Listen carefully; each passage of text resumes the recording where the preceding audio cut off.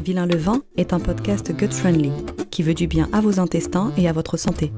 Il vise à vulgariser des procédés culinaires ancestraux qui réapparaissent dans nos cuisines, mais qui sont souvent appréhendés car peu connus. Vilain le vin! Mais pourquoi est-il aussi méchant?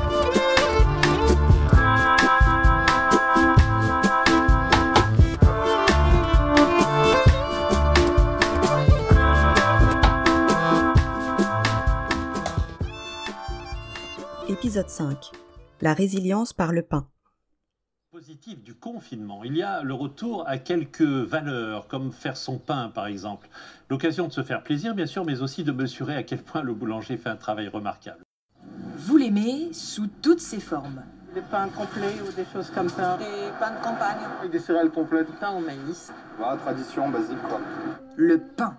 Une passion bien française qui, avec le confinement, a poussé certains à jouer les boulangers à la maison. Pendant cette période confinée, vous avez été très nombreux à découvrir le pain fait maison et en avoir fait chez vous, à défaut de pouvoir sortir régulièrement. Vous avez été enthousiastes, stressés, effusionnistes ou très discrets, détendus, fiers, frustrés, curieux, défaitistes, optimistes, engagés, passionnés. L'engouement pour le pain maison a aussi entraîné l'engouement pour le levain. Pénurie de levure oblige. Et comprenez bien que chez Vilain le vin, nous fûmes joie de répondre à vos questionnements et quelquefois à vos angoisses. Car, il faut le dire, certains ont abordé le pain maison comme un challenge hautement qualifiant, un rite de passage obligé pour réussir son confinement. Beaucoup y ont mis une belle volonté et ont été récompensés. Quelle joie! Quel sentiment de gratitude lorsqu'on constate qu'on peut faire de si belles choses soi-même. Le pain a une symbolique très forte. La plupart des foyers en consomment et il représente une des premières nourritures depuis des millénaires. Il est associé à la réunion, au réconfort, à la sécurité et au rassasiement. Remontons un peu dans le temps et rappelons-nous que ce qui a déclenché la Révolution française, c'est bel et bien la hausse du prix de vente du pain et que pour le peuple, qui s'en nourrissait à 90%, c'était une situation insupportable. Depuis son apparition, le pain a été préparé avec ou sans levain, comme le pain azime par exemple. La bouillie de céréales, consommée par les premiers hommes, a été remplacée par une galette cuite au bord du feu sur une pierre brûlante, puis un pain façonné, cuit dans un four. C'est vers le courant XVIIe siècle que la levure a fait son apparition, au départ mélangée au levain, puis exclusivement utilisée au XIXe siècle. Son utilisation s'est largement répandue, ceci au vu des contraintes qu'elle levait. Faire le pain avec de la levure boulangère permettait de faire du pain plus rapidement et dans un plus grand rendement. Finalement, le levain a été mis de côté pendant de longues périodes, jugé trop sauvage et aléatoire, trop contraignant. Ce n'est que ces dernières années que nous observons un retour fulgurant du bon pain, et donc de l'utilisation partielle ou totale du levain. Quand j'y pense, je ne peux pas m'empêcher de faire une comparaison avec les 30 glorieuses américaines, où le peuple réintègre du pouvoir d'achat et se précipite sur un tas de nouveaux produits, ultra transformés, boissons chimiques, emballages plastiques et soupes en conserve. C'est le début d'une nouvelle consommation, une consommation rapide et attractive, mais qui finit par laisser de lourdes traces du point de vue sanitaire.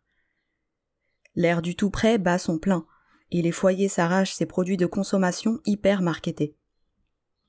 C'est la même chose avec le pain, qui subit la même descente en gamme pendant de longues périodes. On trouve de nos jours, en supermarché par exemple, des baguettes à quelques centimes d'euros, molles et pâles, qui sèchent dans la seconde où on les débarrasse de leur emballage plastique. Quand vous voyez ça, alors on va me dire, oui, oh, vous êtes un con, vous allez jeter ça. Oui, je le jette, parce que ça, c'est honteux, ça. C'est pas de la charcuterie, ça, c'est de la merde. Alors que ça, c'est bon. Voilà la différence. Je suis certaine que Jean-Pierre Coff pensait la même chose du pain industriel qu'on peut trouver partout maintenant.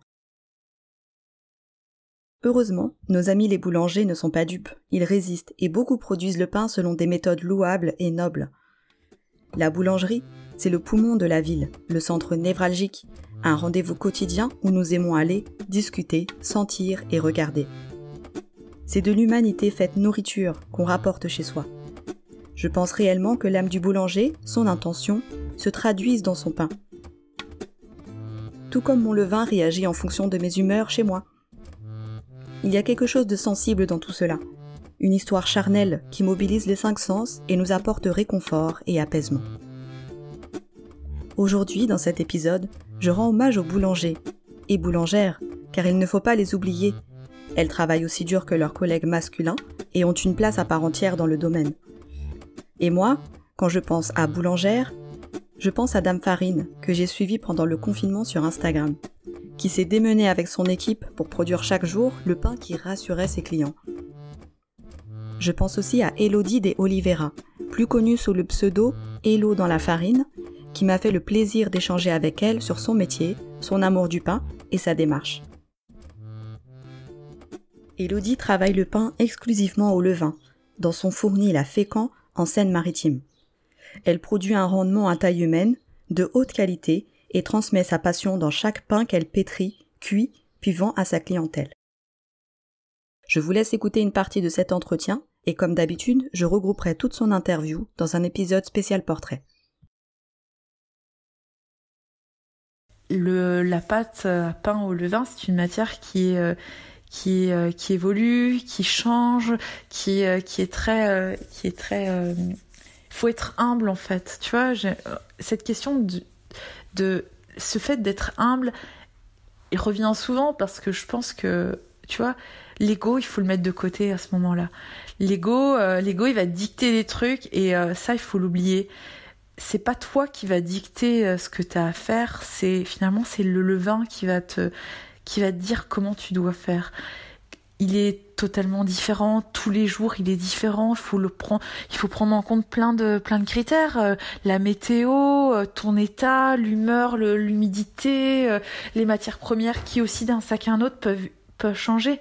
Et tu vois, si t'arrives tête baissée, clac, t'envoies comme un foufou, comme un bourrin, je suis pas sûre que le résultat soit aussi bien.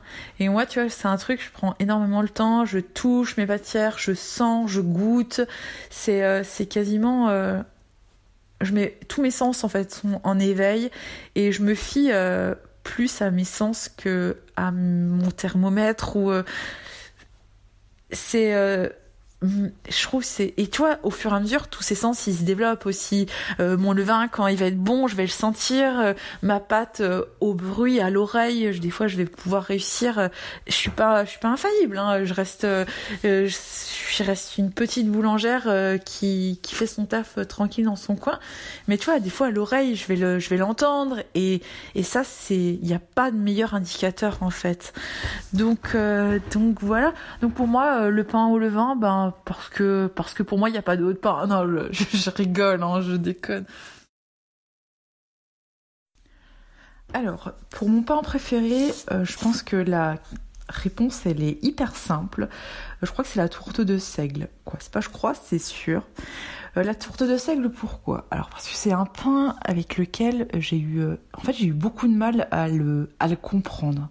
J'ai énormément bossé dessus. Ça m'a mis, pour te donner une idée, ça m'a mis presque entre 6 et 7 mois avant d'obtenir le résultat que j'ai aujourd'hui. Ça a été très fastidieux dans le sens où j'arrivais pas à le comprendre, j'avais du mal, tu vois, en discutant avec d'autres collègues boulangers, certains mettaient de l'eau très chaude, puis d'autres de l'eau à température, utilisaient des levains liquides, du levain dur, et je sais pas, j'y arrivais pas. Puis tu vois, après, à force de faire des katas, de faire des bourdes, d'obtenir un truc qui ne ressemble. J'ai commencé un peu à l'observer un peu plus, à prendre le temps, et puis il y a des choses j'ai commencé à comprendre en fait. J'ai compris que la fermentation, elle se faisait pas du tout comme dans les autres pains. J'ai compris que les réactions ne se faisaient pas du tout pareil, que pour avoir de jolies craquelures, il y avait plusieurs étapes en fait avant de le laisser, avant d'obtenir ce résultat. Et Et je te jure, tu peux pas savoir le bien que ça m'a fait quand j'ai sorti ma première. Et je vais faire un petit clin d'œil à mon pote JB, en fait, qui m'a énormément aidé là-dessus, parce que franchement, ça a été le plus beau soutien, entre guillemets. Et ouais, donc le bonheur que j'ai ressenti, j'avais l'impression que je redécouvrais la boulange, tu vois, comme quand tu sors ton premier pain, ça fait toujours, c'est hyper émouvant, tu sais, de voir la petite tourte bien craquelée, avec les veines bien marquées, cette croûte qui est très typique, l'odeur qui est juste, franchement, tous les pains sentent très très bon, mais l'odeur de la tourte de sel qui vient de sortir du four, c'est juste merveilleux. Franchement, tu peux pas. T'as des odeurs de noisettes, de miel. Cette croûte, on dirait. Moi, je le compare souvent. Je le compare souvent à un arbre, en fait. La croûte, elle ressemble à un vieil arbre, à un vieux chêne, tu vois, recouverte. Tu sais, des fois, tu t'en as certains, ils sont recouverts un peu de lichen, et ça fait exactement ça.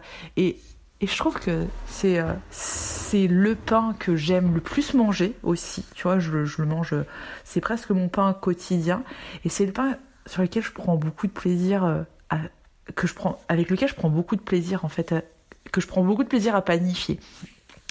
Et je vais te faire une petite confidence. C'est celui que je me garde pour la fin. Quand c'est le dernier à rentrer au four, mais aussi c'est le dernier le matin que je vais fabriquer. Je vais prendre le temps, je vais mettre. Les conditions ne sont pas pareilles. Je suis plus détendue. Je sais qu'une grosse partie de ma matinée aussi, elle est déjà envoyée. Les cuissons sont quasiment terminées. Et lui, ben tu vois, je vais m'octroyer un temps un peu particulier avec lui, parce qu'il est différent.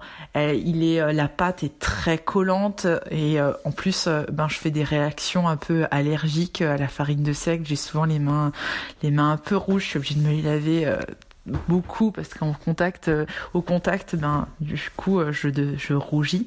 Mais tu vois, même avec ça, je m'en fiche. Je l'aime et je continue de le faire. Et c'est un pain qui plaît beaucoup aussi aux clients. Au début, j'en faisais 2, 3, et puis après, tu vois, la quantité elle a augmenté, et ça fait peut-être, il fait partie de peut-être des pains signature de ma boutique. Et je pense qu'on peut comprendre, en connaissant un peu son histoire, on comprend sa singularité et pourquoi je l'aime autant. Vous comprenez mieux maintenant pourquoi je vous parle de ressenti face à la préparation du pain. Finalement, le résultat obtenu traduit l'attention qu'on y a apportée. Et, comme Élodie, je jauge, je sens, je goûte, je fais participer mes 5 sens à la préparation de mon levain et de mon pain. C'est la fin de ce 6e épisode. On y a parlé du pain, sensible et vivant, et de votre redécouverte du pain maison dans vos cuisines. Déconfinement oblige, Vilain Levain va changer de rythme de parution. Je vous donnerai désormais rendez-vous toutes les 2 semaines, mais toujours le jeudi à midi. Encore une fois, je vous remercie pour votre fidélité, vos encouragements, vos petits mots. Ils animent cette envie de continuer et de développer le podcast. Vous pouvez retrouver Élodie sur Instagram, @Elo-dans-la-farine. Chaque mot séparé par un point. Vous pouvez aussi bien sûr lui rendre visite dans sa boulangerie, Le Local, dans le centre-ville de Fécamp. Quant à moi, je vous donne rendez-vous dans 2 semaines, toujours le jeudi à midi, et entre-temps sur Instagram. D'ici là, prenez soin de vous et de votre levain.